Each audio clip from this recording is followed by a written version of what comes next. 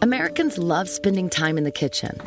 Preparing a meal for the family is a fun and rewarding experience, but can also be dangerous. Cooking is the leading cause of home structure fires and home fire injuries, as well as one of the leading causes of home fire deaths. You've heard of distracted driving, but how about distracted cooking?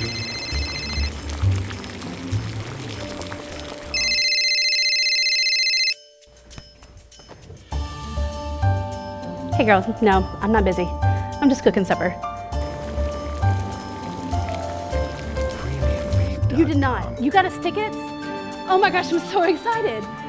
Okay, I'll set the date, June 7th. Cell phones, alcohol, children, you name it, can distract your attention away from a potential disaster. Good deal.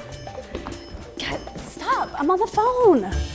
Stop. 50,000 homes catch fire every year, and most start in the kitchen. Watch what you heat, Alabama.